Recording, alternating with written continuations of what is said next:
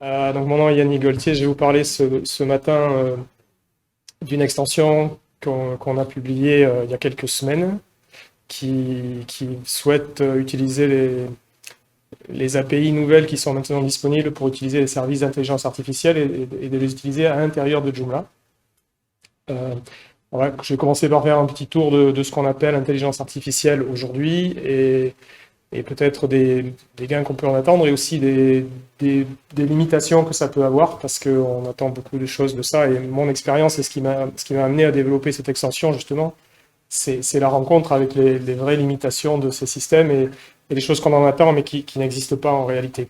Voilà, donc j'ai trop d'appareils ici. Voyons, donc moi, je suis un des deux membres de l'entreprise Weebler qui est impliqué dans Joomla depuis 2005 et qui a notre métier, c'est de développer des extensions pour Joomla professionnelles. On fait ça depuis donc 2009 sous ce nom-là. Notre spécialité, ce sont les extensions SEO et de contenu, essentiellement SEO. On a toute une gamme maintenant, on a renommé ça depuis 2 ans. For SEO, les plus connus sont For SEO, For SEF, For Podcast peut-être si vous êtes amateur de podcast. On vient de rajouter celle dont je vais vous parler aujourd'hui qui s'appelle For AI. Et puis on a également une extension pour Chrome et Firefox qui est un petit outil qui est un outil de SEO pour vous donner des informations et faire des tests et des validations sur vos pages, sur les pages sur lesquelles vous naviguez dans votre navigateur. Voilà, qui s'appelle SEO Info. Donc si j'attaque, on a voulu construire For AI qui soit une manière d'intégrer de l'intelligence artificielle dans Joomla. Donc je vais rapidement rappeler ce que peut être l'intelligence artificielle aujourd'hui, comment ça marche, quelles sont peut-être les implications, si vous avez on peut communiquer à ce moment-là. Ensuite, je reviendrai sur quel est l'impact de tout ça sur les moteurs de recherche, parce qu'après tout, on fait des sites internet. La plupart d'entre vous, enfin moi le premier, on fait des sites internet. En général, on souhaite qu'il y ait des gens qui viennent nous rendre visite, qui voient nos produits, qui voient nos pages, les choses qu'on a écrites. Et donc, est-ce que ça a un impact et qu'est-ce que ça va changer là-dessus? Et puis ensuite, si tout va bien, donc comment ça peut marcher à l'intérieur de Joomla? Et puis si tout va bien et que voilà, les dieux sont avec moi, je ferai une démonstration. Mais on sait que dans les démonstrations en public, comme ça, en général, ça marche pas. Donc soyez gentils si ça marche pas très bien. Donc, rapidement, l'historique. Tout a commencé, l'essentiel a commencé en 2017 avec un papier de Google, une recherche scientifique qui s'appelait Attention is all you need et qui a introduit l'architecture qui s'appelle Transformers. Il n'y a pas besoin d'entrer dans les détails et de savoir pourquoi ça marche, j'ai pas la moindre idée de savoir comment ça marche, mais je peux quand même l'utiliser. Leur motivation, c'est de traduire du texte. Google étant ce qu'ils sont, ils ont besoin de représenter, de comprendre la signification d'un texte dans plusieurs langues, pas juste de le traduire, mais d'en comprendre la signification. C'est comme ça qu'ils peuvent vous proposer des résultats dans les moteurs de recherche qui ont du sens et qui ne sont pas uniquement basés, comme il y a 20 ans, sur les mots-clés. À partir de 2018, c'était essentiellement Google aussi, a développé une architecture, une technique qui s'appelait BERT et qui avait pour but, si on lui donnait un texte, de prédire la phrase suivante. Qui avait pour but. En tout cas, c'est le but, c'est le résultat auquel ils sont arrivés, qui introduisait la notion d'encodeur et qui servait aussi, qui pouvait être utilisé pour faire des classifications. Est-ce que ce document-là traite de telle chose, traite de Joomla ou de WordPress? Il faut arrêter de prendre des exemples avec WordPress, mais voilà, est-ce que ça traite de choux ou de carottes? Voilà, ce genre de choses. En 2018 est apparu GPT, on va dire, c'est plus élégant en anglais, qui a mené l'évolution d'être capable de prédire le mot suivant. On n'utilise pas des mots, on utilise des tokens, mais c'est le même principe. Donc, on est passé de prédire la phrase suivante, qui était un peu brute, qui était un peu plus grossière, quelque chose de plus fin, qui, si on lui donne une série de mots, il va déterminer quel est le mot qui est le plus probable à placer après. Et quand il a rajouté un deuxième mot, je rentre un peu plus en détail dans ça plus loin, il prédit le suivant. Et tout ça, c'est ce que vous avez vu plus tard avec ChatGPT. Donc, à partir de 2000 jusqu'en 2022, entre 2017, 2018 et 2022, tout ça servait en interne. C'était à l'intérieur de Google, de Microsoft, de Facebook, etc. C'est ce qui vous a permis d'avoir des traductions qui arrivaient, des choses comme ça, des suggestions. chez Netflix pour vous suggérer les films que vous êtes censé aimer, tout ce genre de choses. Mais c'était des outils internes. Ça servait pour la reconnaissance vocale aussi. Ensuite, à partir du début 2022, c'est là que c'est devenu un peu plus public. Il y a eu des outils pour les développeurs, Tabnine, GitHub Copilot, qui sont commencés à se répandre. Et puis, en milieu d'année, on a vu les premiers exemples de génération d'images. Donc, génération d'images, c'est le même principe que ce dont j'ai parlé jusqu'à maintenant. C'est juste, vous décrivez quelque chose avec du texte et il vous génère une image. Et à partir donc le 30 novembre 2022, c'est là que ça a explosé parce que une grosse boîte qui s'appelle OpenAI a lancé ChatGPT, qui avait pour caractéristique principale d'être gratuit et de sembler être intelligent. Et la raison pour laquelle il semble être intelligent, c'est parce qu'on peut parler avec lui. On lui demande quelque chose et il vous répond quelque chose qui a priori a du sens par rapport à ce que vous avez demandé. Et à partir de là, ça a explosé parce que n'importe qui pouvait s'en servir. Le monde, le grand public s'en est emparé et tout le monde a commencé à en parler et tout le monde maintenant veut faire de l'intelligence artificielle partout. Voilà. Ça a été le déclencheur, mais c'est le résultat d'un long processus GPT. La technique utilise ChatGPT. Ça date de 2018. À peu près de l'époque de 2018. Et chez OpenAI, ce sont les mêmes gens parce que ce sont des gens qui se déplacent de Google à Facebook, à Microsoft, etc. C'est les mêmes ingénieurs un petit peu partout. Donc, pour reprendre ce que je disais tout à l'heure, comment ça marche un ChatGPT et les API qui sont basées dessus, c'est épouvantablement compliqué à l'intérieur, mais dans le principe, c'est relativement simple. Vous posez une question, ou même vous donnez une phrase, une série de mots, et il va essayer de déterminer quelle est la... si vous lui posez une question, comment mettre en ligne un site internet, vous lui posez la question, lui il va déterminer, d'après toutes les connaissances qu'il a pu accumuler en scannant tout ce qu'il y avait sur internet jusqu'en 2021, il va peut-être déterminer que le mot le plus probable après la question comment construire mettre en ligne un site internet, c'est là. Quand il aura fait ça, il va regarder cette nouvelle série de mots qu'il a et il va dire le mot suivant après ça, c'est peut-être la meilleure. Enfin, meilleure. Et ensuite, voilà, un mot est rajouté après l'autre. Ce ne sont pas des mots, encore une fois, ce sont des tokens, donc ce sont plutôt des petits morceaux de mots, mais c'est essentiellement ça. Et ça marche comme ça, ChatGPT. Voilà. La conséquence, peut-être pas immédiate et visible, c'est qu'il n'a aucune idée de ce que signifie la question que vous êtes en train de lui poser. Il ne sait pas du tout de quoi vous parlez. C'est juste un calcul de probabilité. Quel est le mot le plus probable? Et il y a même chez OpenAI, il y a un outil que vous pouvez utiliser qui est le Playground, où vous pouvez basculer, où au lieu de vous montrer les mots, il vous montre les probabilités, le chiffre qui est associé à chaque mot qui est ajouté après. C'est amusant à voir. Voilà. Voilà. Et alors, la chose qui est disponible maintenant et qui n'existait pas avant, c'est qu'on a donc également des API, c'est-à-dire des serveurs qu'on peut appeler pour utiliser ces fonctions dans d'autres logiciels, comme ceux que nous on fait. Rapidement, dès que ChatGPT, ou dans les semaines qui ont suivi ChatGPT, l'apparition de ChatGPT et que tout le monde a commencé à s'en servir, il y a eu tout un tas de choses qui sont apparues et tout le monde a dit que voilà, tous les développeurs web allaient être au chômage, ou les développeurs en général allaient être au chômage parce que ChatGPT pouvait écrire du code à leur place. Vous allez être tous au chômage parce que ChatGPT peut créer un site web en quelques secondes, bien sûr. Tous les traducteurs sont au chômage. Les créateurs de contenu, les gens qui écrivent vont être au chômage immédiatement. L'Internet sera noyé dans des contenus déplorables, absolument de très mauvaise qualité. Le SEO est mort comme tous les ans, et Google est mort comme presque tous les ans. Je vous laisse juger, vous, là où vous mettez oui ou non, c'est vrai, c'est faux. Il y a des choses probablement vraies, des choses dont il faut tenir compte. La première chose dont il faut tenir compte, c'est que ces systèmes sont pleins de bugs. Moi, j'appelle ça des bugs. Mais quand il vous raconte n'importe quoi, élégamment, on dit qu'il hallucine, qu'il fait des hallucinations. Vous avez probablement entendu ce terme, mais en fait, c'est juste des bugs, c'est des trucs qui ne marchent pas. Donc, il faut garder ça à l'esprit quand on leur fait confiance. Il y a des exemples. J'ai un petit exemple. D'ailleurs, ça marche encore aujourd'hui. Hein. Si vous voulez faire un petit test, vous lui demandez comment reconnaître un œuf de vache d'un œuf de poule. Il va vous donner 10 lignes de paragraphe avec des instructions précises pour comment séparer un œuf de poule d'un œuf de vache. Voilà. Moi, je garde toujours cet exemple-là à l'esprit quand on pose des questions factuelles à ChatGPT. Comment est-ce que je peux faire ceci? Quel est un avis sur ceci ou sur cela? C'est un système qui peut vous expliquer à quoi ressemble un œuf de vache. Donc, gardez ça à l'esprit.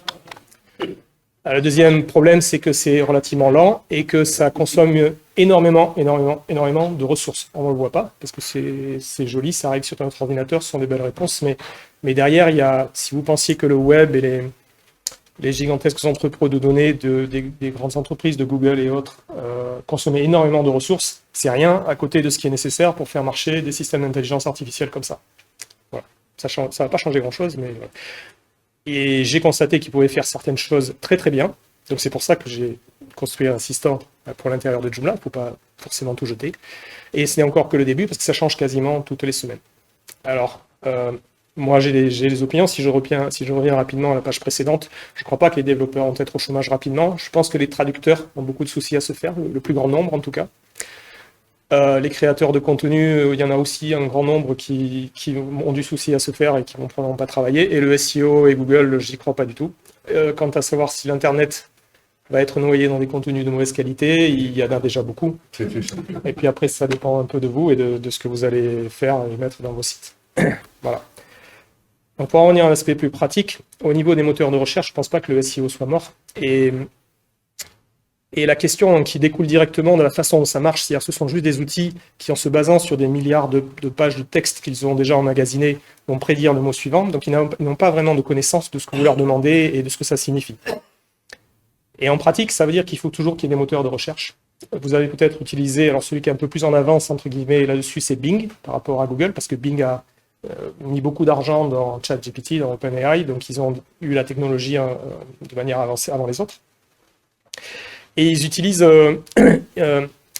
donc cette technologie à l'intérieur du moteur de recherche. Et la façon dont ça marche, et c'est la même chose que ce que je vais vous montrer avec Google, ce qu'ils font déjà dans certains pays, c'est qu'en fait, le moteur de recherche, Bing ou Google, fait une recherche, vous lui posez une question, et il fait une recherche comme il aurait pu faire avant dans ses propres systèmes. Et ensuite, il ne se sert de ChatGPT que pour vous expliquer la réponse de manière plus simple et d'une manière plus facile à avaler que si vous n'aviez que des liens, et ensuite il faut aller dans chaque, c'est la situation actuelle, il faut aller dans chaque, il vous donne des liens avec des pages, beaucoup de publicité, plus que de liens d'ailleurs, et vous allez voir sur chaque site, voir si le contenu vous va. Là, ils utilisent ChatGPT pour vous donner une réponse préécrite, pré-mâchée, qui est plus facile à absorber, mais la recherche, c'est toujours Google qui l'a fait derrière, c'est toujours Bing. Et ça se voit d'ailleurs quand on utilise Bing avec ChatGPT, c'est que la recherche, c'est celle de Bing et qu'elle est... Elle est ce qu'elle est, mais enfin, c'est pas génial. Donc, ce sont toujours des moteurs de recherche.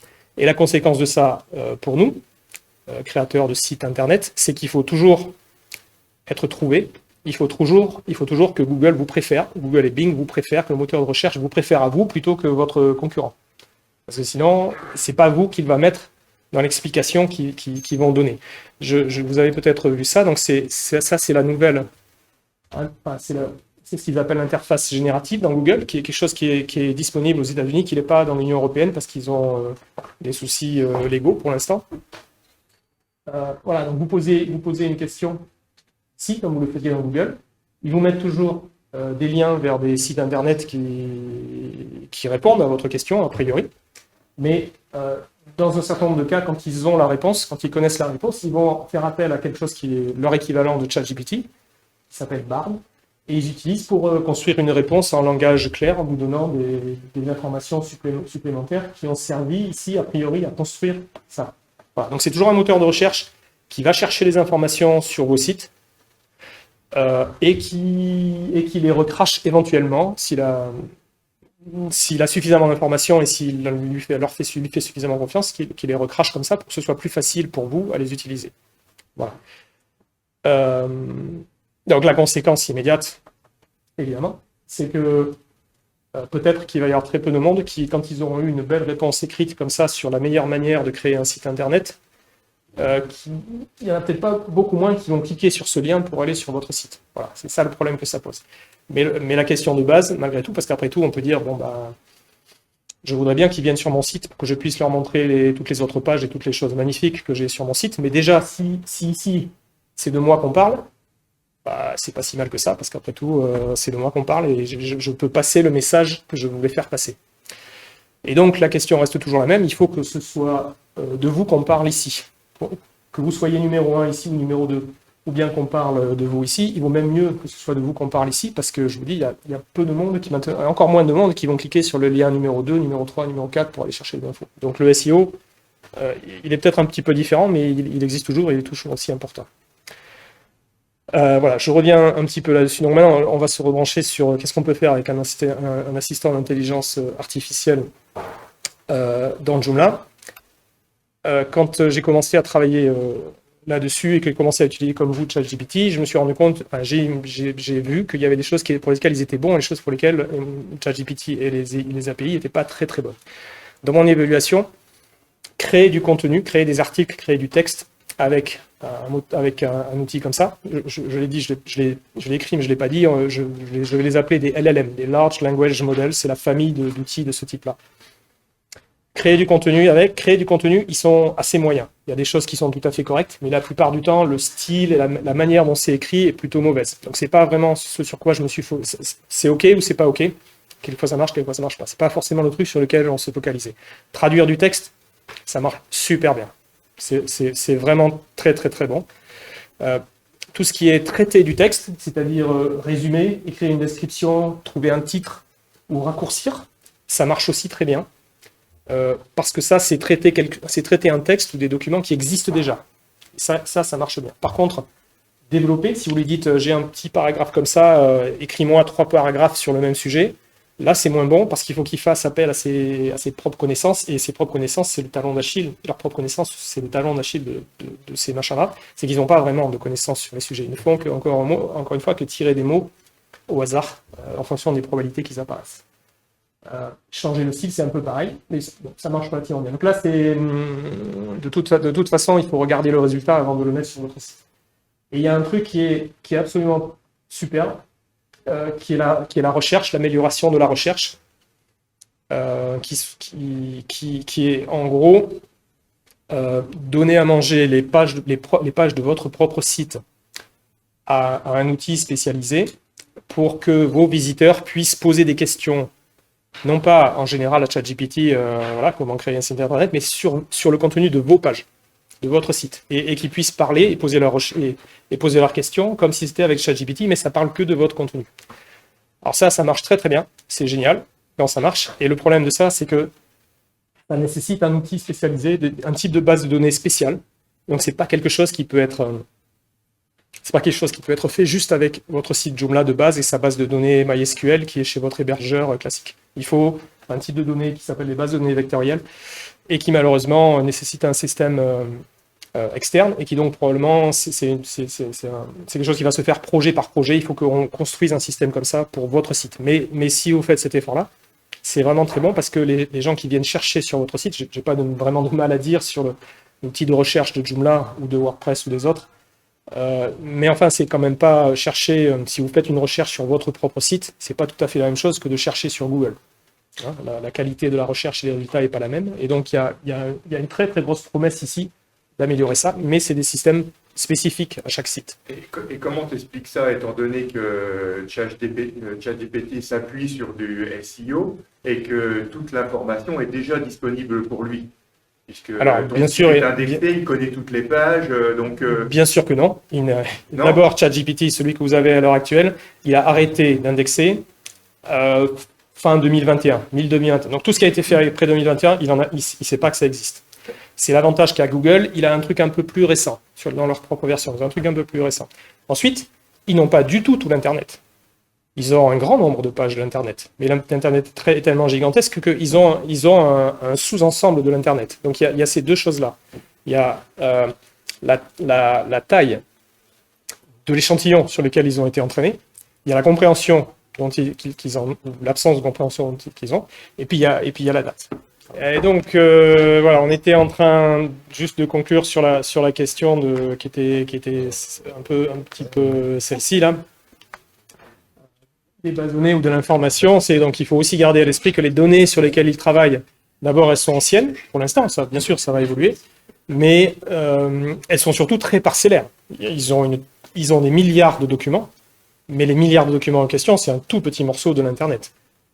C'est une start-up. Alors, c'est là que Google a probablement un avantage sur les autres, Bing déjà et Google, et c'est aussi pour ça que, je ne sais pas si j'en reparle après, non. C'est pour ça que je parlais de la manière dont les moteurs de recherche utilisent ces techniques aujourd'hui, c'est qu'ils commencent par faire une recherche traditionnelle. ils cherchent dans leur propre index actuel avec les données les plus récentes, et ensuite ils utilisent les LLM, les Large Language Models, pour fournir une réponse qui soit plus facilement digérable par l'utilisateur, plutôt que d'aller chercher dans les pages. Donc par exemple, ils vont prendre, c'est pas comme ça que ça marche, mais ça pourrait être, c'est pour faire comprendre, Google fait une recherche, il prend les 10 premiers résultats, le contenu des 10 premières pages, et il donne ça à un équivalent à Bard, à un modèle qui va cracher la réponse que je vous ai... voilà. C'est comme ça que ça marche. Donc, il ne se base pas sur un langage acquis. Le langage, les pages qui ont servi à entraîner ChatGPT, Bard ou tous les autres qui existent, ne servent qu'à lui faire apprendre la langue, ou les langues en l'occurrence. Et ne servent qu'à lui faire apprendre à parler. Voilà. Mais les données à partir desquelles ils répondent à la question qu'est-ce qui est... alors voilà, quelle est la meilleure visite à faire pour une famille avec des enfants en dessous de 3 ans et un chien, Bryce Canyon ou je ne sais pas quel était l'autre là, ce genre de truc. La réponse à ça, c'est pas l'équivalent de Bard ou ChatGPT qui la trouve. La réponse à ça, c'est Google qui cherche dans ses pages quelles sont les meilleures pages pour répondre à cette question, et ensuite il donne ces meilleures pages à quelque chose qui va pouvoir traduire ça en langage parlé ou écrit. Voilà. Donc c'est comme ça que ça marche. C'est pour ça que les moteurs de recherche, ont un gros avantage par rapport à tous les autres qui voudraient faire l'équivalent, et deux, sont toujours aussi importants si vous voulez que vos sites apparaissent non seulement dans ces liens ici, mais aussi dans ces informations ici, qui ne vont pas apparaître dans tous les cas d'ailleurs, hein, pour plein de recherches, il n'y aura pas d'informations générées comme ça. Voilà, alors je voulais juste faire rapidement un état des lieux. Il n'y a pas que ChatGPT et Google. Dans les fournisseurs d'API, les gens à qui on peut envoyer une requête et payer pour donner une réponse et utiliser des services de génération, il y a OpenAI, bien sûr, qui est le créateur de ChatGPT. Il y a Azure, qui appartient à Microsoft, et Microsoft étant les gens qui ont mis l'argent qui a permis à OpenAI de créer ChatGPT. Et puis il y en a quelques autres, Cohere, OneAI, qui sont payants. Tous les autres, franchement, sont d'une qualité relativement, à aujourd'hui, que je trouve nettement inférieure dans le résultat. Voilà, je vous l'ai fait. Pour les fans d'open source, il y a quelque chose qui s'appelle Hugging Face, qui est un fournisseur d'API, mais qui est une entreprise qui vous permet de tester des modèles fournis par d'autres, et de créer éventuellement de créer les vôtres et de les entraîner en faisant tourner sur leur serveur. Parce que si on parle d'état des lieux et vers quoi on va aller maintenant, à mon humble avis, qui n'est que mon humble avis, la première chose, à mon avis, qui va être importante, c'est de faire travailler ces outils pour donner des réponses, répondre à des questions sur vos propres données. C'est ce que je parlais de la recherche tout à l'heure sur votre site. Donc, par exemple, si vous êtes une entreprise ou une organisation, une association, et que vous avez tout un savoir-faire et que vous avez besoin soit de le partager, soit de former des nouveaux employés des nouveaux participants à votre association ou des nouveaux employés dans votre entreprise. Vous avez une base de connaissances que vous voulez pérenniser, parce que si vos meilleurs ingénieurs se barrent, il faut que c'est important pour une entreprise de conserver son savoir-faire. Ce sont des outils qui peuvent être très utiles pour ce genre de choses, parce vous pouvez leur donner à manger vos informations, vos données, vos wikis, vos textes, vos PDF. Voilà. Et ensuite, ils peuvent répondre aux questions sur votre base de données de manière beaucoup plus efficace que si on lance une simple recherche sur le mot-clé serveur MySQL ou serveur Apache. Ça peut se concevoir pour un usage interne, comme je viens de l'énoncer, ou aussi pour vos clients, comme je le disais tout à l'heure, pour les visiteurs sur votre site, pour leur permettre de mieux accéder aux informations de votre site, faire des meilleures recherches. Voilà. Et ensuite, ce qui est un petit peu, disons, mais tout ça va très vite, tout ça date de 3 mois, on va dire, début de cette année. Il y a un certain nombre de modèles et de jeux de données pour l'entraînement open source qui sont apparus. Tout ça est parti de Meta, de Facebook, qui a publié un de ces modèles similaire à ChatGPT, si on veut, mais beaucoup plus petit, en donnant les valeurs et les chiffres qui le composent et en les rendant publics, ce qui fait que les gens puissent en servir. Donc Meta avait dit, vous pouvez vous en servir, c'est open source, mais vous ne pouvez pas vous en servir de manière commerciale, vous ne pouvez pas faire des outils avec. Bien entendu, 2 mois après, il y a des gens qui ont trouvé le moyen de refaire la même chose, mais avec des jeux de données qui n'appartenaient pas à Meta. Donc maintenant, il y a des modèles Les deux que je connais plus, c'est GPT for All. Voilà, si vous voulez jouer avec des modèles et avoir un équivalent de ChatGPT qui marche sur votre ordinateur, vous cherchez GPT for All. Voilà. Et c'est un outil qui permet d'installer différents modèles venant de différents fournisseurs et de les faire tourner sur votre ordinateur. Ça vous permettra de constater que pour l'instant, ce ne sont pas réellement des concurrents de ChatGPT ou de Bard, parce qu'ils ne sont pas au niveau. Il y a probablement besoin de plus de machines pour les faire fonctionner que ce que vous avez sur votre ordinateur. Mais ça existe et ça fonctionne. Et dans l'avenir, on peut imaginer que ça va jouer, que ces modèles open source vont jouer un certain rôle là-dedans. Ou pas. On ne sait pas. Voilà, je vais maintenant passer à quelque chose d'un peu plus concret. Donc, quand j'ai commencé à regarder comment on pouvait, qu'est-ce qui existait, comment on pouvait utiliser les techniques d'intelligence artificielle dans Joomla, j'ai constaté qu'il y avait déjà 2 ou 3 plugins que vous avez peut-être vus, qui en gros étaient une boîte, un champ de saisie, dans lequel vous tapiez une question, et puis le plugin l'envoyait à l'API de OpenAI, qui sert à faire fonctionner ChatGPT. Et vous obteniez une réponse, et puis vous faisiez, avec cette réponse, vous utilisiez la réponse en copiant-collant, ou en juste utilisant l'information qui était là. Éventuellement, il y a un bouton pour créer ou remplacer le contenu de l'éditeur de Joomla. Donc c'était quelque chose qui était relativement limité. La deuxième chose, c'est que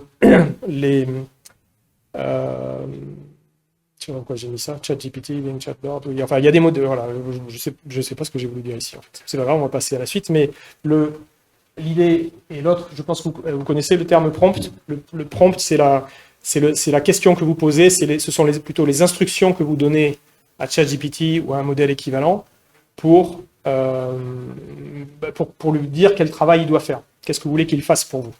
Et faire des prompts qu'on puisse utiliser dans Joomla ou à l'intérieur d'un site, finalement, ça a l'air simple quand on est sur ChatGPT et qu'on pose une question, mais en réalité, c'est pas super facile. Alors pourquoi après?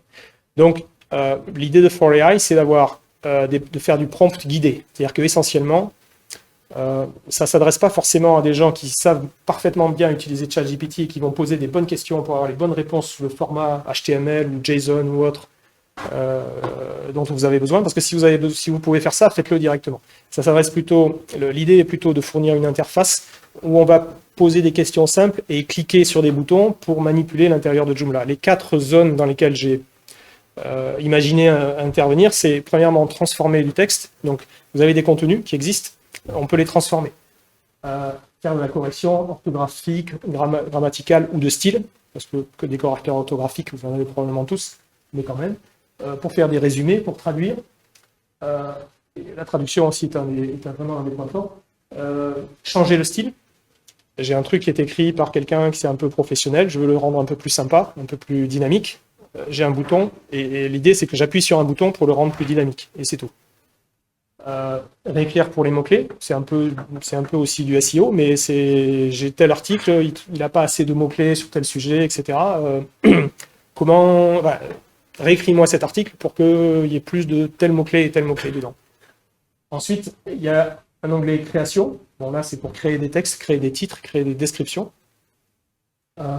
Mais avec des prompts déjà établis qui sont spécialisés pour créer un email, c'est-à-dire créer une newsletter en réalité, dans S-emailing ou autre.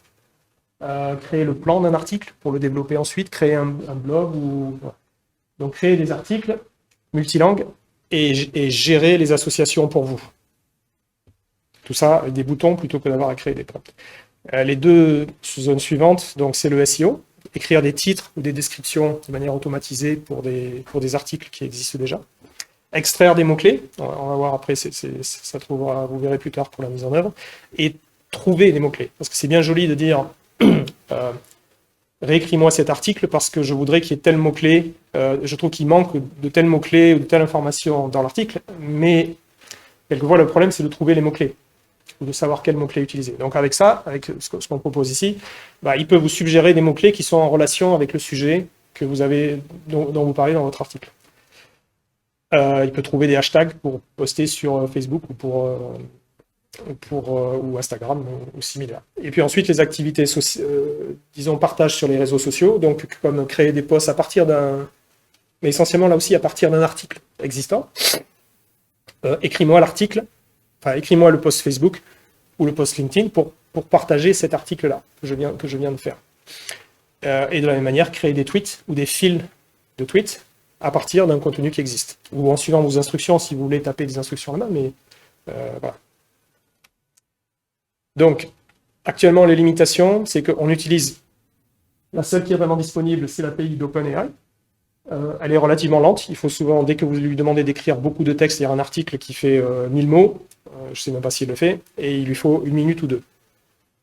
C'est beaucoup plus rapide que si vous l'écrivez, mais quand vous attendez devant, c'est un peu pénible quand même. Si vous lui demandez d'écrire des titres pour un article ou des descriptions, c'est-à-dire 10-15 mots, ça va relativement vite, c'est quelques secondes au maximum. Mais quand vous lui demandez d'écrire quelque chose de long, c'est très lent.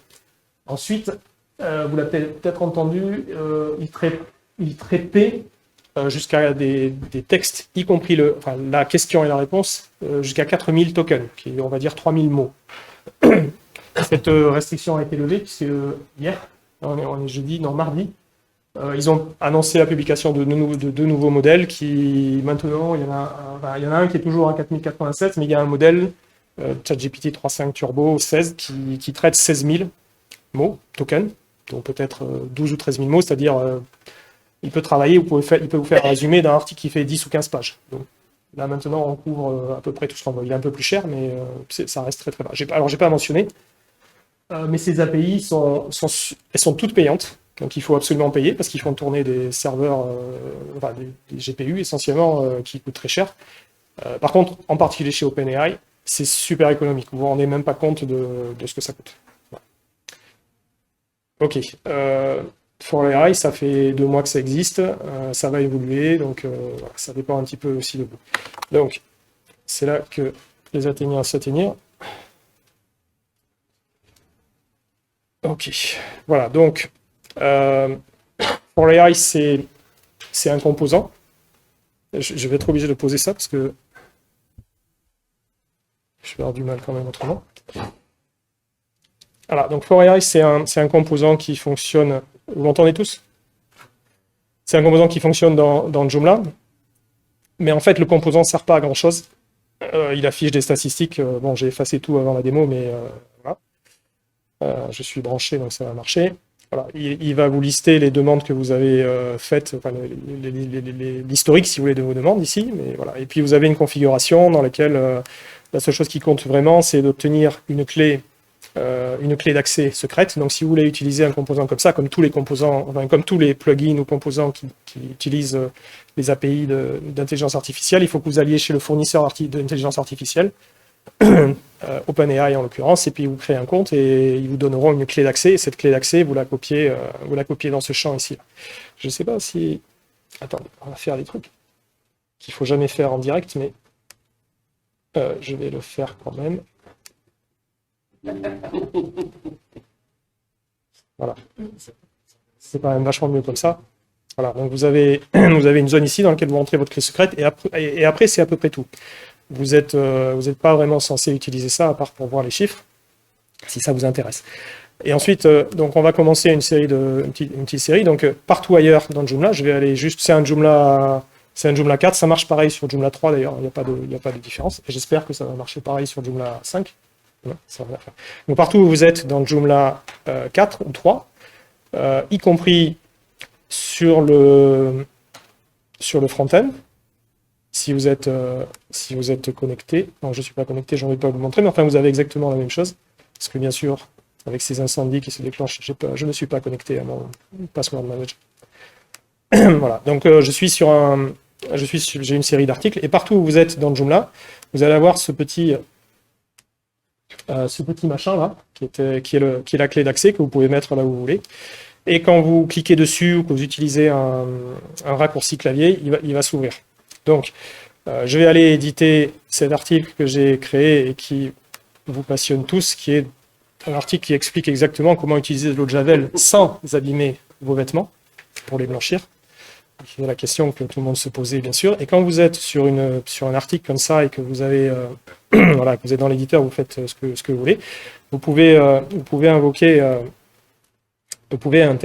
l'interface de OpenAI. Donc, quand vous êtes dans cette situation-là, je vais réduire le nombre d'options, comme ça, ce sera plus clair. Ce que vous avez, c'est, et je vais revenir à la page initiale, voilà. Vous avez, ce que vous voyez ici, c'est les 4 onglets que je vous avais énoncés, les 4 catégories de fonctions que vous pouvez accomplir. Et plus une qui a été rajoutée, qui est un chat, où vous pouvez... un site internet avec Joomla. Alors, vous pouvez chatter directement, c'est un peu la même chose que ce que vous allez faire sur ChatGPT, mais vous l'avez là. Voilà, vous pouvez vous en servir. On va dire que c'est l'Internet qui est super lent, mais je ne crois pas que ce soit l'Internet qui est super lent. Vous avez une réponse.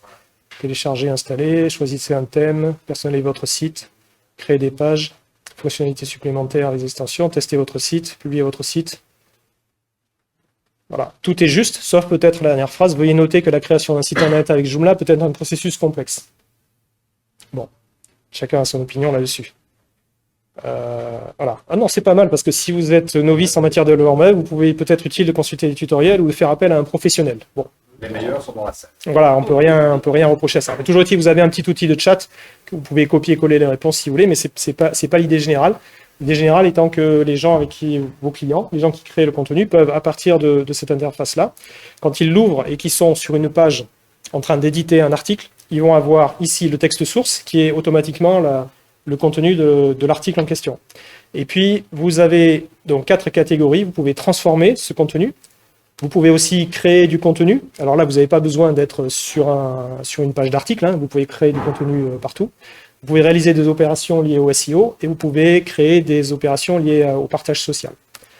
Alors, j'ai pas énormément de temps, donc même si on compte 5 minutes de plus pour l'alarme incendie, donc on va aller un petit peu rapidement, mais dans la catégorie transformée, vous avez des fonctions ici, orthographe, grammaire, raccourcir le texte, développer, résumer, changer le style ou traduire.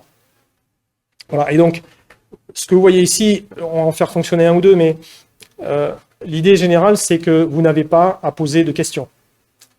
L'interface de ChatGPT, dans laquelle il faut expliquer clairement ce qu'on veut faire, pourquoi on veut le faire, sous quelle forme on veut le résultat, c'est très bien pour un certain nombre de personnes, mais ça ne convient pas vraiment pour dire je veux traduire cet article-là dans telle langue, et je veux que les images restent là où elles sont, je veux que les choses qui sont en H1, elles restent en H1, je veux que s'il y a une classe je ne sais quoi, Bootstrap, margin top 4 sur tel div, elle reste. Si vous essayez juste de traduire ça dans ChatGPT, il va le traduire, mais le travail que vous aurez à faire pour le remettre dans l'éditeur et pour avoir quelque chose d'utilisable, c'est pas de la tarte. Et si c'est vous qui le faites, vous allez encore y arriver, mais si c'est quelqu'un dont le métier est qui est juste le propriétaire du site et qui écrit du contenu, ça va être relativement compliqué. Donc l'idée de For AI, c'est de masquer l'essentiel de ce qu'on peut faire ici, de ces problèmes-là. Voilà. Donc, vous pouvez faire de l'orthographe et de la grammaire. Ce que j'ai fait, comme je suis un tricheur et honté, c'est que j'ai enregistré certaines des réponses juste pour vous les montrer. Voilà. Et quand donc vous avez ça et que je suis actuellement sur l'orthographe et la grammaire, voilà, je vais lui faire ça. Et si ça marche, vous allez avoir une réponse rapide. Voilà. Vous avez une réponse, et bien entendu, donc vous ne pouvez pas voir ce qu'il a corrigé, donc on a en même temps un petit outil ici qui vous permet d'afficher les différences, et vous allez voir qu'il a rajouté, vous n'aviez probablement pas vu qu'il y avait des fautes d'orthographe que j'avais rajoutées, des fautes de grammaire en l'occurrence, voilà, une faute d'accord du participe passé, donc il vous corrige ça, et ensuite, si je reviens à la page, et ensuite, donc je peux enregistrer cette version corrigée en tant que nouvel article, ou je peux cliquer ici et remplacer le contenu de l'éditeur. Et si je ferme ici maintenant, j'ai mes corrections qui sont ici, je peux les modifier à nouveau et je peux enregistrer mon article une fois corrigé. Donc on a utilisé ces techniques d'intelligence artificielle, l'API qui fait ce travail, mais on les a complètement masqués par rapport à l'utilisateur. Et j'espère on les a rendus un petit peu plus faciles. On peut cliquer là-dessus. Voilà. Donc ensuite, je peux modifier cette réponse éventuellement pour faire d'autres choses dessus. Une chose qui me plaît bien, c'est la traduction. Je sais plus, voilà, je vais traduire cet article fantastique sur l'utilisation de l'eau de Javel pour le blanchiment des articles Pardon, non, il est déjà en français, donc tant qu'à faire, on va le mettre en anglais. Voilà, et j'envoie la traduction. Voilà. Et alors, quand on fait un truc comme ça, vous lui donnez un article brut, il vous fait une traduction. Il va faire en plus de choses, il va vous fournir donc la traduction. Et pour l'avoir utilisé sur un grand nombre de choses, elles sont vraiment bonnes. Et un titre, qui fait la traduction et ensuite il réécrit un titre qui correspond à ce texte traduit. Il ne traduit pas le titre, il réécrit un titre à partir de la traduction. Et il fait pareil avec une métadescription. Et à partir de là, vous pouvez remplacer le contenu éditeur, mais vous pouvez aussi l'enregistrer en tant que nouvel article, complètement. Donc si vous cliquez sur un nouvel article, vous voyez ici, hein, il a détecté que cet article français avait déjà un article en anglais qui lui était associé, les associations avaient été faites, donc il l'a détecté, il vous dit, bon, maintenant, cet article a déjà une traduction, qui est celui-ci, le numéro 15, et cette traduction là qu'on vient de faire, ça va mettre à jour la traduction existante. Vous pouvez éventuellement changer le titre, changer la métadescription, vous pouvez dire si vous voulez que ça s'applique à all, etc. Donc la gestion, là aussi, des associations est cachée, ce qui est, en tout cas simplifié, ce qui est relativement... c'est un concept relativement compliqué pour les utilisateurs en général. Et donc là, non seulement on fait la traduction, mais on masque un petit peu la complexité qu'il y a derrière. Donc, je vais accélérer un petit peu là-dessus. Éventuellement, on pourra regarder directement. Réécrire pour les mots-clés, c'est ici, là, par exemple, je vais dire, je ne crois pas que j'ai enregistré d'exemple, donc je ne vais pas le lancer, mais je peux dire ici, sur cet article qui traite de l'eau de Javel pour blanchir vos vêtements, on ne parle pas assez de Weebler.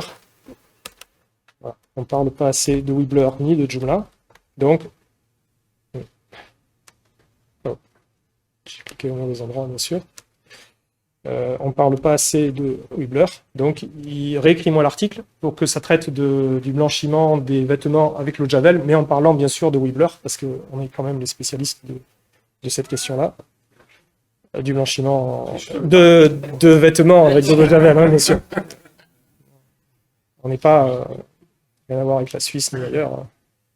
Voilà, donc la partie création est un petit peu différente. Si vous voulez créer un contenu, vous allez choisir de créer un paragraphe de texte que vous allez pouvoir utiliser quelque part. Quelque chose qui sera formaté comme un email. Je ne sais pas si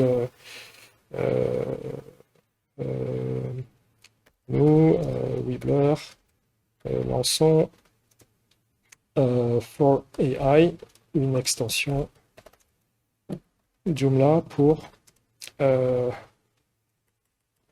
utilisant l'intelligence artificielle.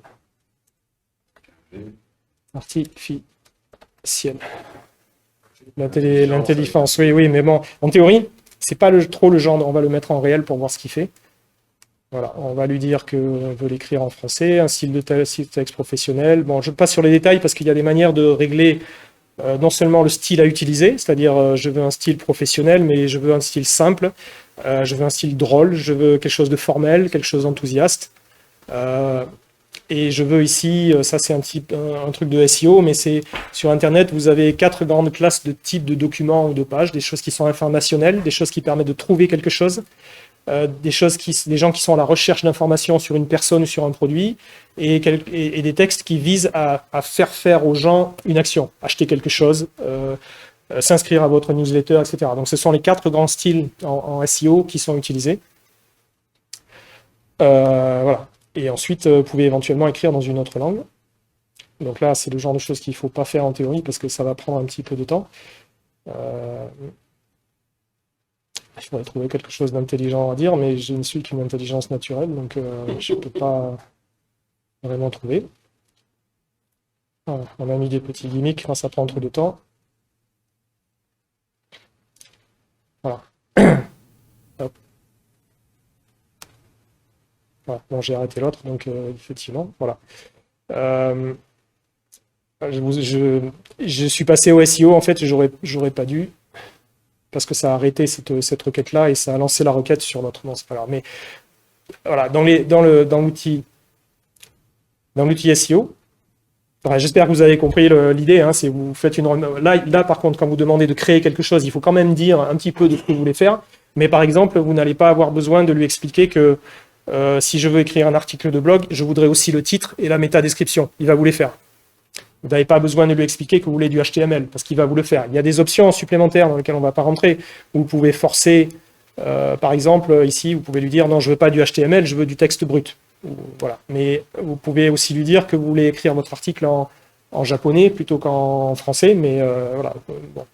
Vous avez aussi des choses qui sont importantes, mais qu'on voit dans un deuxième temps, qui sont des mots-clés de focalisation et le domaine principal. J'ai trouvé intéressant, quand vous lui demandez d'écrire un article pour votre blog, de lui préciser que ici, il faut que cet article traite de Joomla, du SEO et de l'IA. Et que ici, le domaine principal du site internet, c'est l'optimisation, c'est le SEO pour Joomla. C'est quand même intéressant souvent de le focaliser sur lui dire les gens qui écrivent cet article-là, ils travaillent dans ce sujet-là et ça donne une bien meilleure qualité d'article. Mais encore une fois, créer du contenu, c'est quand même pas c'est pas l'endroit où ils sont le plus forts. Par contre, pour un article comme ça et lui proposer et lui demander d'écrire un article, d'écrire le titre, de proposer des titres parce que vous voulez l'améliorer votre titre, ou avoir un titre voilà, qui soit, encore une fois, qui soit plus élaboré, plus drôle, plus formel, plus informel. J'espère que, voilà.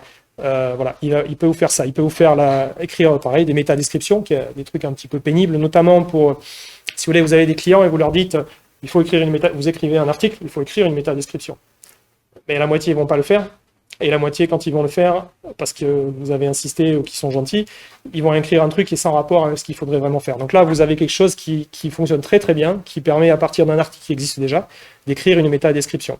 Je vais vous montrer comment ça marche pour ça devrait être relativement rapide. Juste écrire un titre. Donc dans cette situation-là, voilà, à partir du texte de l'article, il va vous en proposer 3. Parce que j'ai décidé que c'était 3, vous choisissez celui que vous préférez, et puis vous dites, voilà, donc le titre, voilà, vous créez sur le bouton, et vous l'avez peut-être vu ici, là, il a remplacé l'article, et donc si maintenant, il a remplacé le titre dans l'article, il fait pareil avec les métadescriptions, donc vous cliquez sur un bouton, celui-là est bon, je l'utilise, et c'est utilisé dans l'article. Voilà. Et le fonctionnement est un petit peu similaire pour ça. Je pense que j'ai des trucs enregistrés, ça ira plus vite. Donc là, vous avez écrit un article et il faut le partager sur les réseaux sociaux. Là aussi, c'est relativement pénible. Qu'est-ce que j'écris sur Twitter ou sur Facebook ou sur LinkedIn pour bien vendre mon article que je viens d'écrire? Bon, ben voilà, ça c'est une des choses sur lesquelles ça fonctionne bien. Vous pouvez dire, écris-moi un tweet pour partager cet article. Donc en l'occurrence, il va vous en écrire. Alors j'étais peut-être resté en anglais. Oui, j'étais resté en anglais, donc voilà. Alors c'est un accident, mais voilà, j'étais resté en anglais. Donc ça, c'est aussi une chose qui est intéressante. Vous écrivez un article en français, mais vous êtes une super multinationale. Donc vous allez d'abord créer des tweets en français pour tweeter ce que vous voulez en français. Mais ensuite, dans la foulée, vous pouvez aussi créer le tweet en anglais, en espagnol et en italien pour vos clients. Voilà. Et lui, à partir de votre article français, va tweeter dans la langue, va vous écrire des tweets dans la langue que vous souhaitez. Voilà. Alors, non, il ne répond pas trop bien. Alors, et ça, c'est un truc dont on n'a pas vraiment l'expérience quand on utilise ChatGPT, mais qui existe absolument avec eux, c'est que quelquefois, ils n'obéissent pas. Donc là, je lui ai dit, vous pouvez le voir ici, on leur a dit d'écrire en français, ben il a écrit en anglais. Non. Quelquefois, c'est l'intelligence artificielle, c'est l'intelligence naturelle qui déconne. C'est parce que j'avais enregistré un tweet en anglais et c'est tout. Il y a des chances que ce soit ça.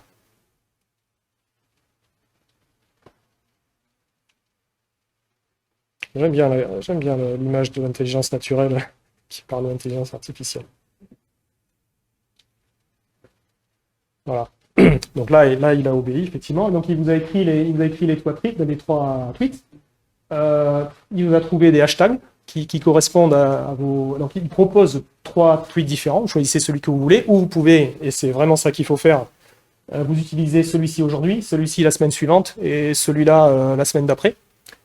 Il vous trouve des hashtags et il vous met le lien direct. Et éventuellement, suivant le style que vous avez choisi, il peut aussi vous rajouter, si vous avez mis une image dans votre article, il va vous rajouter le lien. Parce qu'ensuite, l'idée, c'est que soit vous pouvez copier dans le presse-papier, soit vous pouvez directement tweeter depuis ici. Donc il appelle Twitter, et puis il vous fait un tweet ici.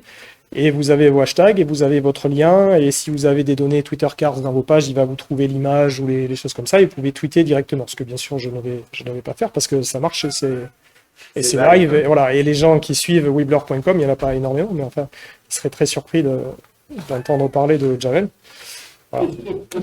Voilà. Et alors, donc, ce qui est également se fait, donc ce fonctionnement-là existe avec Facebook, Twitter, LinkedIn. Et puis, alors une chose que je trouve très très bien, je pense que ça va marcher en anglais, je vais le faire pour aller plus vite en enregistrement. Voilà, c'est que non seulement il peut vous faire 3 tweets différents, mais il peut vous faire aussi ce qu'on appelle je pense c'est un fil de tweets, où vous avez il vous fait une série de tweets sur le même sujet, parce que quelquefois un tweet c'est trop court pour parler d'un seul article, présenter tout le contenu d'un article ou d'un élément. Donc voilà, il vous fait un premier tweet, il vous met le symbole d'un fil de tweet, il vous met un numéro et un lien, et ensuite, voilà, vous avez le numéro 2 et le numéro 3 qui se suivent et qui sont faits pour être tweetés les uns après les autres. Voilà. En réponse les uns aux autres. Voilà, donc on est à peu près arrivé au bout de ce que je voulais vous montrer. On a un petit peu dépassé, mais voilà. Peut-être aussi une remarque sur ce que vous voyez ici. Donc il y a beaucoup d'options, il y a des trucs, si on veut rentrer dedans et donner plus d'instructions, on peut. Hein, pour tous les choses comme ça, vous pouvez donner ici des instructions spécialisées. Écris-moi de telle manière, fais-moi des choses comme ceci, comme cela. Mais la plupart du temps, c'est pas nécessaire. C'est là néanmoins, si vous avez la connaissance de ça. Vous aurez en permanence ici le nombre de tokens qui est utilisé. Si vous vous souvenez, on avait une limitation à 4000 tokens. Maintenant, elle est un peu plus longue, mais vous avez le nombre de tokens. Et les 4000 tokens comprennent à la fois, doivent permettre de traiter à la fois la question et la réponse.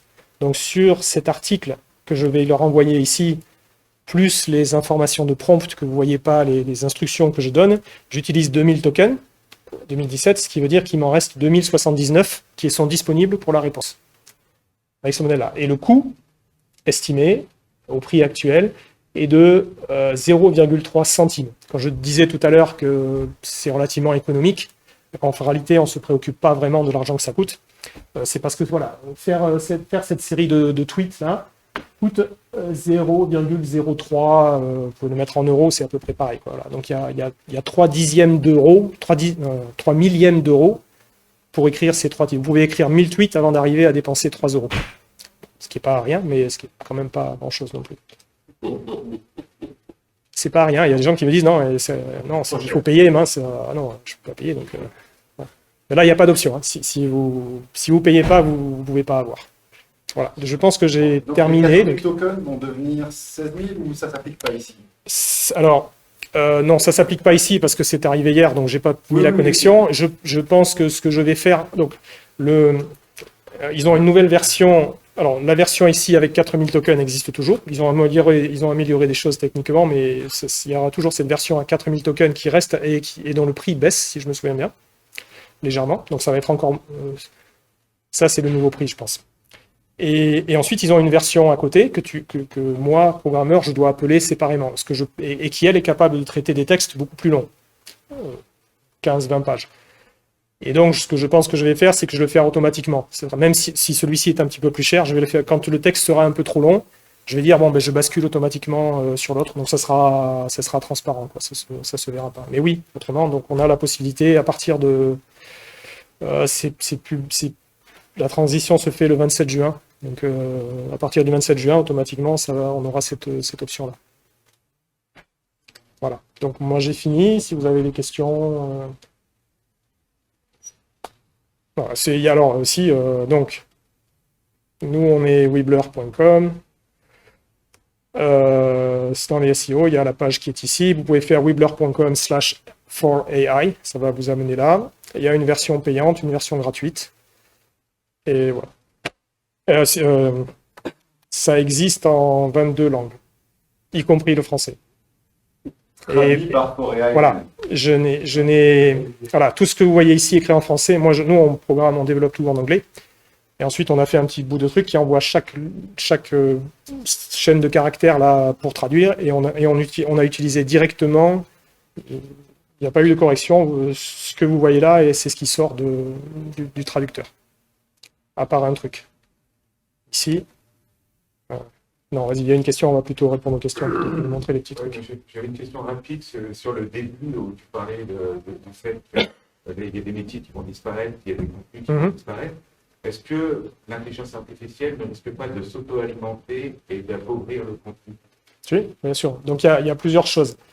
Il y a d'abord les métiers qui vont disparaître, probablement pas. Il n'y en a pas beaucoup qui vont complètement disparaître, mais là où il fallait, alors, je ne suis pas vraiment un expert, je n'ai que des opinions là vraiment, mais là où il fallait 100 développeurs Joomla, il n'y en aura plus besoin peut-être que de 25. Je ne sais pas si les Joomlistes vont être trop touchés, mais voilà, si vous avez les traducteurs, là où il fallait 100 traducteurs dans le monde, pour une zone donnée, il n'y en aura besoin que de 10 parce que la plus grande partie des travaux vont pouvoir être faits automatiquement avec des systèmes comme ça qui vont. Et ça existe déjà de toute façon. Hein, voilà. Donc, ensuite, voilà, la boucle d'alimentation, c'est absolument vrai. Et c'est le problème, si je repasse sur ça, j'avais ça tout à fait au début, quelque part là, je parlais des modèles open source. Voilà. Et ce problème vient d'être justement soulevé, qui est que la manière dont ces modèles open source ici fonctionnent, et ils ont pu prendre, ils sont construits en fait, ce qui fait, c'est très astucieux, mais c'est très bête en même temps, c'est que pour les entraîner, ils ont bien sûr pas accès aux gigantesques data centers que peuvent avoir les grandes entreprises qui mettent des milliards de dollars dedans. Donc ce qu'ils ont fait, c'est qu'ils ont pris des data centers, des ordinateurs, des serveurs beaucoup plus simples, et ils n'ont pas surtout les jeux de données, les milliards et les milliards de pages du web dont on parlait, ils n'ont pas la capacité de lire ça. Donc ce qu'ils ont fait, c'est qu'ils ont entraîné ces modèles en posant des questions à ChatGPT. Donc ils ont posé 50 000 questions à ChatGPT sur tout un tas de sujets différents, et ils se sont servis de ça pour l'entraîner. Donc immédiatement, il y a eu cette réaction des scientifiques qui ont dit oui, mais attention, à un moment donné, ça ne va pas marcher parce qu'il n'y a pas la diversité et il n'y a pas la véracité et l'authenticité des données que vous alimentez. Donc si c'est une boucle comme ça, l'intelligence artificielle qui génère des données qui servent à entraîner de l'intelligence, si ça sert à entraîner l'intelligence artificielle, très vite, ça ne va pas marcher. La qualité va beaucoup baisser. Note bien qu'on revient à ce que je disais tout à l'heure sur la manière dont les moteurs de recherche intègrent ce genre de choses. C'est qu'ils n'utilisent pas la partie intelligence artificielle pour trouver les informations. Donc, la partie intelligence artificielle qui n'est vraiment pas très intelligente, il faut vraiment se le rappeler, elle ne sert pas à ça. Ils ont les informations, ils cherchent l'information comme ils le faisaient avant, mais ils s'en servent pour comprendre la question et pour sortir la réponse à partir des données, des informations qu'ils ont trouvées. Et là, ça marche, parce que les informations sont issues de leur modèle traditionnel, qui utilise en partie l'intelligence artificielle, mais pas les langages, pas les LLM comme ça. Qui est juste, les LLM, c'est juste, ChatGPT, c'est juste la langue, le langage, s'exprimer, prédire le mot suivant à partir des mots précédents. Et puis, bon, je dis tout ça, tu vois, ChatGPT, c'est fin novembre. Quand j'ai commencé For AI en janvier, février, un truc comme ça, c'était genre toutes les semaines, tu avais un truc, on a sorti ceci, il y a ceci, il y a le truc qui est plus grand, il y a un autre modèle, on est en plein dedans.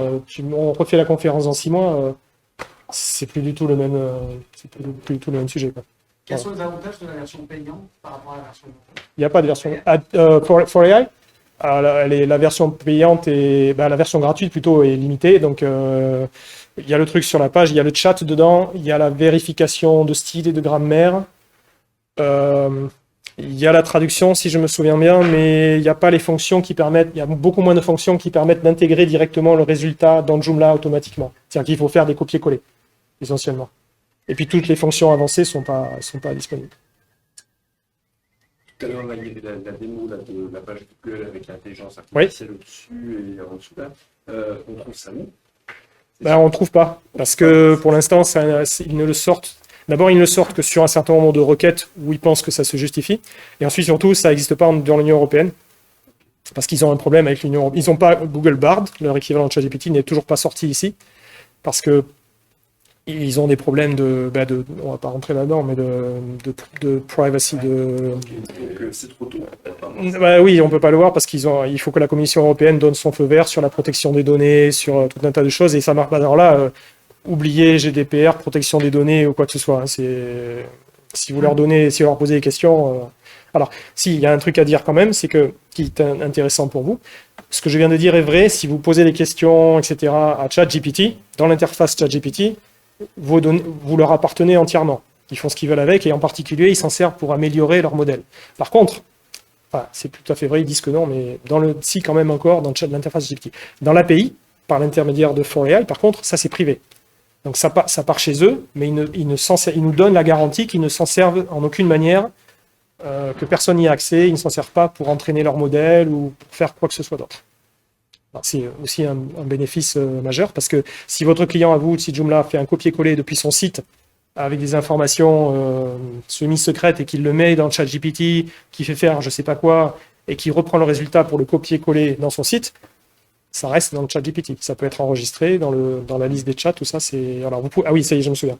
Vous pouvez, dans le ChatGPT, vous pouvez leur dire de ne pas enregistrer vos données, de ne pas les utiliser, mais si vous faites ça, vous perdez aussi l'enregistrement des prompts sur le côté. Vous savez, dans le ChatGPT, vous avez la liste des demandes que vous avez faites, donc les deux sont liés. Si vous leur dites n'utilisez pas mes données pour entraîner vos modèles, ça interdit aussi l'enregistrement des prompts de votre historique de prompts. Ce serait trop facile, autrement. C'est bon? Merci. Ok. Je sais pas, il y a quelqu'un qui vient après quand même. J'attendais mon tour. Pardon. Voilà. Merci pour la présentation. Je voulais juste poser une question par rapport à la création de contenu avec ChatGPT. En fait, il y aura deux questions plus rapides. La première, c'est est-ce que dans le développement de Foray, tu as prévu ça passe pour tout le monde, c'est bon. Ah, ok, très bien. La première question, en fait, c'est on peut donner des instructions quand on fait un prompt pour ChatGPT pour lui demander de parler dans un langage humain et non dans un langage de ChatGPT, la version éclatée, etc., pour éviter qu'il fasse des phrases courtes et plutôt des phrases longues comme un humain pourrait rédiger. Donc ça, c'est la première partie. Et puis, la deuxième, c'est d'éviter les patterns reconnaissables de ChatGPT, c'est-à-dire les listes à puces, les en conclusion, etc. D'accord. Alors, d'abord, première chose, je répète, la création, créer du contenu, créer des articles, des choses comme ça avec ChatGPT, allez-y si vous voulez, mais vous allez créer des trucs qui vont pas avoir des bonnes performances dans Google. Parce que c'est la même chose. Bon, on enregistre toujours, donc je peux pas trop le dire, mais c'est comme si vous alliez sur Fiverr et que vous engagiez un gars à 10 000 km d'ici pour lui dire qu'il n'a jamais entendu parler de Joomla et vous lui dites écris-moi un article sur les bénéfices de Joomla. Il va taper dans Google, et il va vous sortir un truc. On peut rien dire, ça parle de Joomla, ça parle des bénéfices, mais c'est le même truc c'est un truc qu'il a obtenu en faisant un résumé de la page des résultats de Google qui parle de ça et des 3 sites sur lesquels il est allé. Donc il n'y a pas de savoir, il n'y a pas de connaissance, il n'y a rien dedans, donc ne le faites pas. Ensuite, pour moi, je ne le fais pas. J'écris mes propres articles et je me sers de ça pour traduire, pour résumer, pour étendre, pour tweeter, pour faire, voilà. Transformer, oui. Et créer, je suis obligé de le mettre parce que sinon, personne ne va s'en servir. Mais... Voilà. Ensuite, si tu veux rentrer dans le détail de ça, quand tu as sur la page création et dans d'autres endroits, donc tu as, dans le même esprit quand même, j'ai identifié 2 choses qui étaient importantes, c'était focaliser, tu peux lui donner des mots-clés sur lesquels tu dis, focalise-toi là-dessus. Voilà. Et le domaine principal. Et ça va le restreindre beaucoup sur une zone. Et ensuite, tu lui donnes le sujet de ton article. On vient de lancer 4AI.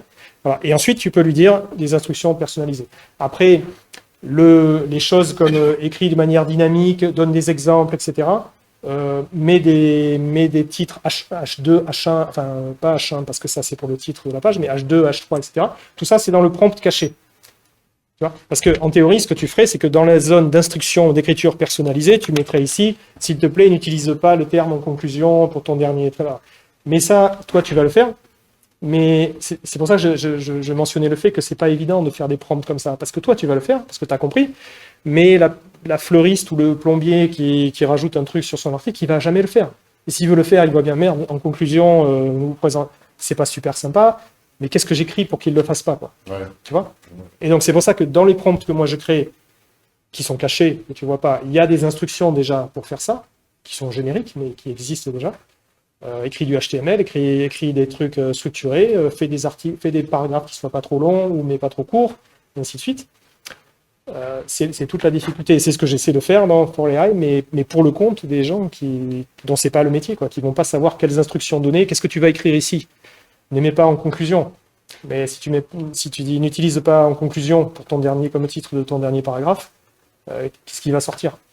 Tu vois, il va falloir que tu donnes un autre truc pour ça va être aussi pas terrible, quoi. Donc, tu peux donner ici, tu vois, des instructions. Si tu as le savoir-faire, tu peux aussi régler son niveau d'imagination. Là, touchez pas à ça, hein, parce que si vous allez le niveau d'imagination quand vous passez 1, c'est ce qu'on appelle la température, et ça règle si vous mettez à 0, il va vous sortir des trucs qu'il a trouvés dans ses données d'entraînement. C'est bien réécrit, etc. C'est pas de la copie, mais ça sort directement. Et plus vous bougez ce curseur vers la droite, plus il va se donner de licences pour utiliser des mots qui sont moins probables. Parce que ça revient à ça. Si vous mettez sur 0, chaque mot qu'il rajoute, c'est le mot le plus probable. Si vous vous écartez de ça, il y a un réglage température, il va mettre comme mot non pas le plus probable, mais peut-être le deuxième, le troisième, le quatrième. Si vous mettez une température très élevée, il va vous mettre le mot qu'il choisit sera le mot qui était complètement improbable. Si vous allez jusqu'à 1,5, au-delà de 1, 1,5, 2, c'est de la poésie, quoi. C'est amusant à faire, hein, mais c'est de la poésie pure, ce qui peut quelquefois être intéressant. Hein, mais... Ouais, c'est très spectaculaire. C'est très spectaculaire. Juste une question, je comprends, il y a une question de timing, mais dans l'avenir de For AI, là c'est plutôt aux spécialistes SEO que je parle. En fait, tu expliquais justement dans la première partie que l'intelligence artificielle était plutôt douée pour les recherches, etc. Ah non, pas du tout. Non, pour la transformation, transformer. Avec les bases de données vectorielles. Ah oui, ça c'est autre chose. Ça c'est autre chose. En fait, on peut utiliser ChatGPT pour faire du maillage interne. En gros, je lui donne un sitemap de mon site internet et je lui dis, donne-moi en fait les liens que je pourrais mettre dans les articles. Oui. Est-ce que c'est une option qui à terme pourrait... oui, mais c'est en théorie, oui, mais en pratique, c'est très difficile parce que c'est vraiment intéressant que pour des sites très gros, quand tu as 5000 ou 10 000 pages, et ça veut dire qu'il faut que tu aies indexé, il faut qu'il connaisse toutes tes pages. Tu ne peux pas donner à ChatGPT la liste de tes 10 000 pages. Tu lui dis, je lui donne mon plan de site, mais non, parce que ça va pour les petits sites, mais il ne va pas l'accepter. Il a toujours des limites. Et le maillage interne, c'est bien joli de lui donner le sitemap, mais il va avoir un titre et une description. Et si tu te bases là-dessus, c'est assez moyen parce que tu n'as que le titre de la page. Et encore, souvent avec le sitemap, tu n'as que l'URL, ce qui est encore... Donc il n'a pas beaucoup d'informations pour faire vraiment des bonnes recherches. Je pensais plus à la recherche comme celle de la base vectorielle. Oui, mais en bas, ces articles pourraient vous intéresser. Alors ça, oui, ça absolument tu peux faire, mais j'en parle pas ici parce que ça c'est un projet. Okay. Il faut que tu as un site internet avec telles extensions et on veut rechercher sur les données de Ikashop ou les données de ceci. Il faut monter un serveur quelque part dans lequel on a une base ou contracter avec un de ses fournisseurs de base de données. Il faut au moins un développeur qui fasse du code, etc. C'est pas un truc où aller ici, télécharger l'extension machin truc, installer et ça va marcher. Ça, donc j'en parle pas ici parce que je le mentionne. Mais par contre, ça c'est oui. Alors là, tu fais ce que tu veux avec tes propres données. Oui. Oui, non, on arrête ou... Oui, on va peut-être passer on arrête. Je crois qu'Yannick, elle a tout le... Oui, je suis là les 2 jours. Hein, donc, on peut parler. Prendre les pauses. Moi, j'ai eu la chance de voir ta présentation d'équivalent en anglais que tu as donné il y a un mois au Championnat des Pays-Bas. Et donc, dans la ça, évidemment, je l'ai installé, j'ai fait la licence, j'ai fait l'outil. J'ai eu l'occasion de le montrer déjà à 2-3 clients. Et ils étaient scotchés. Alors, chacun selon ses besoins, donc il y en a un, c'est surtout les traductions, parce que c'est super compliqué, c'est un organisme officiel, or avoir des traductions, donc eux, des traductions, mais ils sont heureux. J'en ai d'autres où c'est plus des communicants, donc eux, côté tweet, donc voilà, tout le monde n'a pas besoin de toutes les fonctionnalités, mais les 2-3 assos à qui j'ai montré ça, pour des raisons, pour des fonctionnalités un peu différentes, mais ils sont tous... Oui, ça peut aider. Et après, je me dis, dans 6 mois, la version 3, la version 4 ou la version 12, je sais pas. Là, ça fait 3 mois que c'est sorti, je suis déjà à la version 2.0. Il y a eu des changements majeurs, donc on découvre au fur et à mesure. Hein, je te posais la question de la tarification, parce que parfois pour une assoce, par exemple, c'est compliqué de mettre une carte de crédit, parce qu'ils n'ont pas de carte de crédit. Ouais. C'est pas le coût de quelques euros, mais c'est juste matériellement. Et après avoir échangé avec toi, je me suis dit, mais finalement, je mets ma carte de crédit. En pire des cas, s'ils ont fait 10 000 requêtes, il y aura pour quelques euros, et je leur comment c'est vraiment, ça dépasse les proportions.